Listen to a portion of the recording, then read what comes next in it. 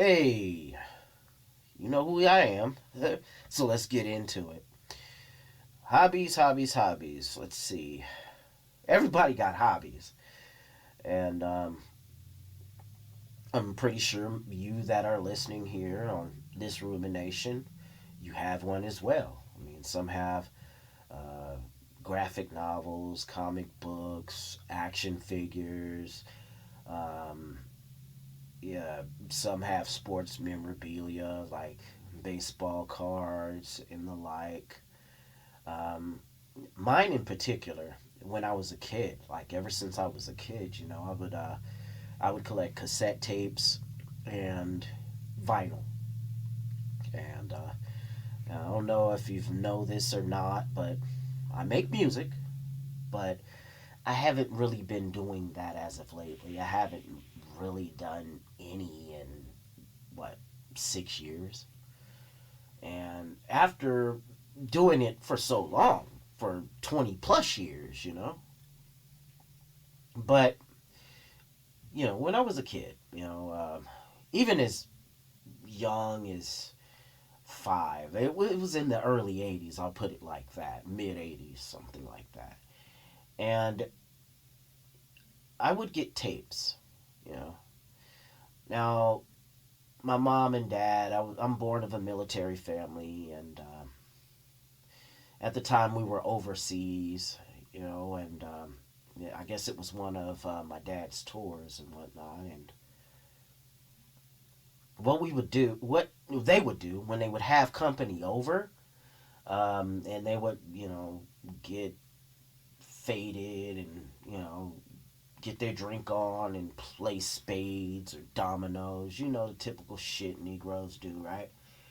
And, I would still be up, and this was on the weekend and everything. And, my family was a little permissive when it came to me staying up, so maybe that had contributed to my insomnia nowadays, but that's neither here nor there. But yeah, I would, you know, flip the record over, to keep the music playing, or I would choose another record depending upon their conversation. So I was pretty much the DJ of of the company that they would keep. And this was, when I was a little kid. I mean, shit, from I was 5 all the way up to when I was 11 or 12. And there was this one awesome thing too, where um, my dad had a TAC reel to reel player, and I was taught how to put it up there, string it up, you know, and play some of the mixtapes he would make on that, or I would change tapes, stuff like that when they would have company. And this is at home. This was at home at the time, and that was kind of wild. But that right there very much so led to my foray in the music. I mean, I think the first instrument I've ever gotten was a guitar. And then a little later, we were in Germany at the time, so I had gotten this I don't know what this instrument is called, but it's kind of like a horn, but it had piano keys on it. Or I remember an Oktoberfest that I had went to when I was like, what, 6 or 7, and you know, mom or dad got me a trumpet. You know what I mean? And this was the one where my front teeth were coming loose, and I had a candy apple, and that shit came out just like that. you know. But yeah, back to my hobbies. My hobbies was stemmed and from that time. And from that time forward, when we got back into the States, this was in the late 80s, early 90s. And, you know, I like my dad, and my dad would be doing it. We would sit and chill. We'd watch, Video Soul on BET. This was a little bit before the rap shows came on, like Rap City and Yo MTV Raps came out. That didn't come out until a little later on in the 80s. But with him, I would sit, he would get like a stack of records, like, you know, anywhere from 2 to 5, and he would choose really, some of the hits, and some deep tracks too. And I would sit there and watch him or watch mom when dad would go away to the field. I would watch them make mixtapes and stuff like that. And that stayed with me throughout, my young adulthood and things like that. That was a way that I bonded with my parents, I guess. And oh man, I can remember this one time too when we had went to we had moved to Fort Hood. So we're living in Fort Hood, and this was a place that had, a soul station, because we had gotten, well, when we were overseas and everything, we didn't have that. We would have to wait to catch, excuse me, Soul Train on the American affiliated station. We only had one. I don't know if they got more than one now, but we'd watch AFN to see Soul Train, Video Soul, and stuff like that. And we would base some of our buying on that. But back in the States, though, we had the cable channels. And this was when BET came out and stuff. And we kept watching Donnie Simpson, Video Soul, and all of that. And we would pretty much watch the hits from there, watch the countdown, the top 20 or whatever.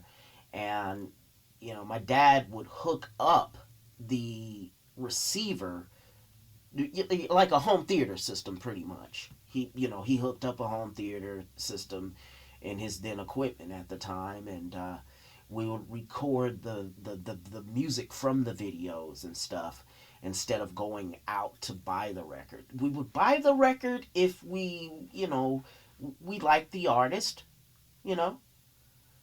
For instance, Alexander O'Neill. That guy was my favorite when I was a kid. Now, I don't know. To England, this guy walks on water. But in America, when the song Fake and Criticize came out, that was the shit, because it had elements of the Jimmy Jam, Terry Lewis stuff. That's what I liked about 80s music. And, yeah, we would record, anyway, we would record all of these songs and stuff, Roger Troutman's I Want to Be Your Man was a hit back then and stuff like that. Fast forward a little later and into the 90s, parents divorced, and I'm in my home state where I was born. And we had, for the longest time, had no soul station, right? So, there was a lot of tape buying. And, when my aunt at the time would go and get, a tape or something like that, or I would borrow a tape from, one of my classmates and whatnot, take it home, dub it, bring it back to them the next day and shit like that. Like I think that was what I did for a few tapes back then. And, I would have this collection of stuff that was on it. Low End Theory from Tribe Called Quest. I would play the hell out of that. Or EPMD's second album. I forgot what the name of it was, but one of you probably put that in the comments. And we'd rock on that. I'd listen to that. You take my radio and, I would do that. And I like getting those cassette tape radios where, the double cassettes where you would dub yourself a mixtape or dub from the radio and shit like that. What I liked about it are some of the ones that you could play both sides at the same time and they could mix. You know what I'm saying? One would fade into the other, and it would fade into the other that way. Some radios were like, you play one side and only that side would play. If you played both sides at the same time, only one side would play. But I like the ones in which I got into where if you played both sides, both sides would play at the same time, and that was a good way to mix stuff. And I would probably lay a thumb on the fucking one of the tape reels to slow it down to the speed of the other side, kind of like a DJ would for the records, but except with the tapes. And I would, to make beats and stuff like that, I would pause different instrumentals and shit like that. And this was in, late as early as the late 80s and early 90s when I was a young pup.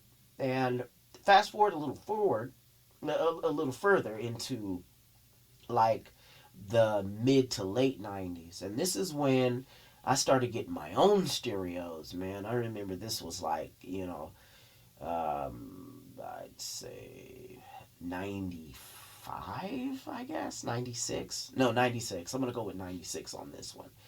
And, there was this badass Iowa, home theater hookup. Iowa knew how to make some stereos, I'm telling you.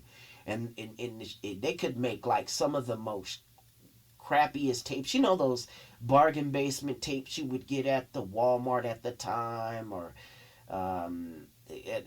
stores like that, and the tapes were just crappy, right? Just type 1 trash.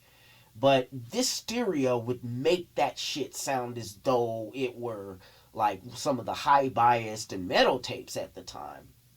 And so that's what I would fool with, and make this was just before we were getting the Soul Station in my hometown. I would rig up the antenna into the coaxial cable, because there was some splitters that you could take and hook it up to the back of the antenna part, and you would be able to get stations in 4 hours away, and that was pretty good. Or I had a really good radio back before this, and I would move the antenna sort of ways and kept it there. You tied tied the wire up to where the antenna would go, and place it around the room so I could get the area stations there. Now that was pretty cool. And I would record the mix on, every station had the mix going on Friday night or Saturday night, and that would be where I would like record that stuff. Fast forward a little further, young adulthood. You know, my grandpa, yeah, wow. He gave me what would be my first record collection. And, I had soul stuff in there. And I would, at the time, I had gotten a CD burner studio. No, not CD burner studio, but a CD burner stereo. And I would make CDs, mix CDs out of this stuff. And it would be wonderful. I would sit up, get faded and everything, and I would flick one of those on, and the records Gramps gave me, and I would make like an old school classic. I'd make me an old school classic type of CD and stuff to something I would chill with. Or back then in those days when you know Amazon was just starting to sell everything and not just books. It started to sell everything. It was coming into its own and selling everything at the time. And I would buy, special ordered, old school shit, like old school CDs, reissues, stuff like that. And I would make that happen. And this is when I started making music too. I bought this one beat machine, and I think it's a Boss DR5. I still got it now, but it wasn't the same one. I had to sell it before moving to Job Corps in Utah and shit. But good times, man.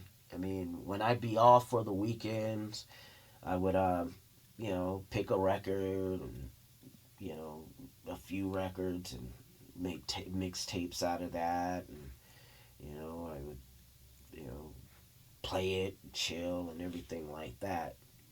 But from that point on, I started reading a lot of music diaries and documentaries and stuff like that, music books, you know, and then started getting into rock too, not just, you know, R&B, soul, and hip hop music. I started getting into rock around that time.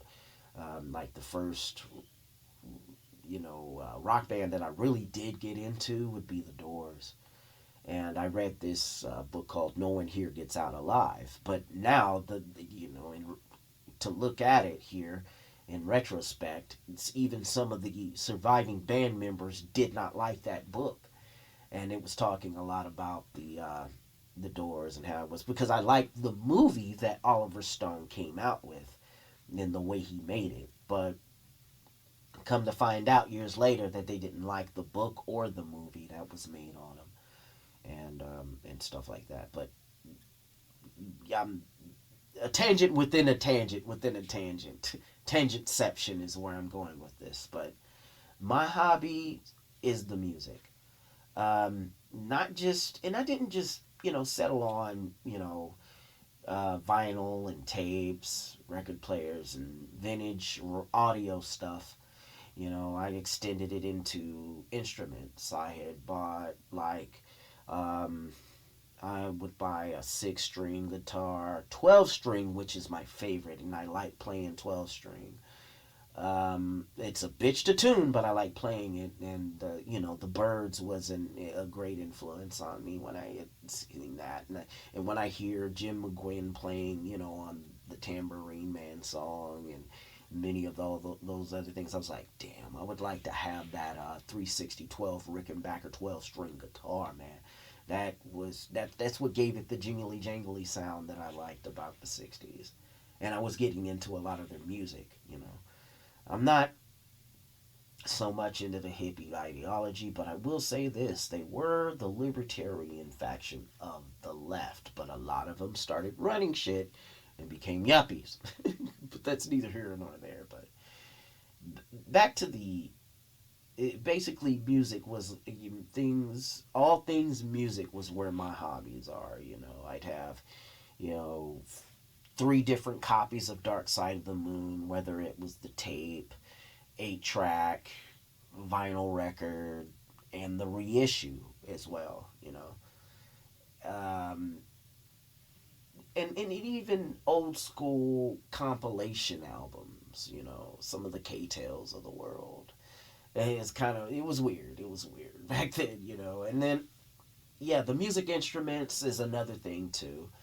Um, if I ever get it together, I may get back into that and start back again making music because I'm rebuying a lot of the musical equipment that I had used in my solo projects back in the early 2000s up until now. And I may be getting back into that then. You just may get, some stuff like that as far as music, but I'm not really making it. I'm so much as listening now. So many of us are making it. Why not you just listen? You know. And some people think the other way around, but my hobby is all things related music, whether it's, buying a biography on a musician. Like, I got 2, maybe 3 different biographies on Pink Floyd. That's my favorite band. And I'm not too keen on this split they got, after Rick Wright, the keyboardist of the band, died. May he rest in peace. God rest his soul. He's a wonderful guy. And, now the Roger Waters and Dave Gilmour are at each other's throats now.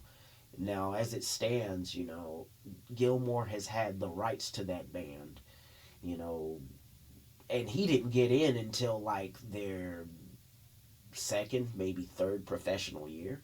And this was after the songwriter Sid Barrett had went insane due to LSD use. But anyway, Pink Floyd is I collected all things Pink Floyd was basically where I went with it in my late teen to early 20s in life. And then, yeah, the musical instruments, that stuff, that started happening in my 20s and into the 30s. I had once bought a electric sitar, right? With even with sympathetic strings, that funny looking thing, right? And I had a lot of the friends of mine, IRL, are musicians. They just so happen to be musicians too, and I befriended them through the music and stuff like that. And I was usually the engineer to a lot of the home sessions and stuff like that. And we would sit at home, rock the music there, record a few, tracks, or we'd go out and busk or play in the clubs, and stuff like that. Um, yeah, basically all things music is my hobby.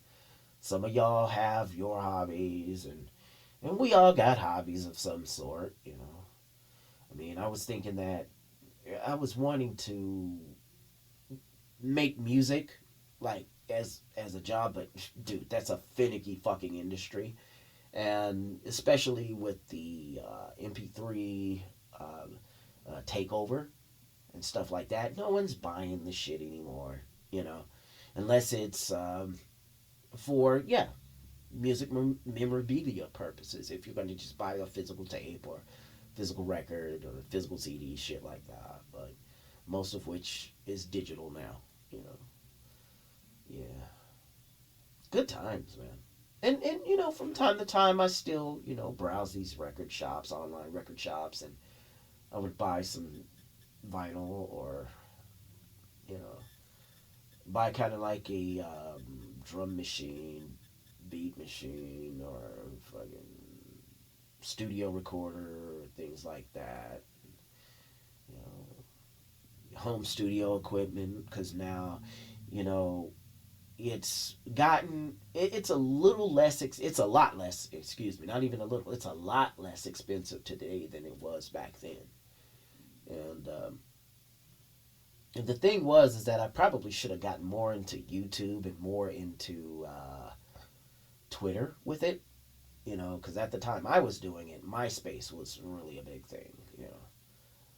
Oh boy, when you would just go to the site and then my music would automatically play, and a lot of it was like customized and shit like that. But at YouTube, you can't really do that.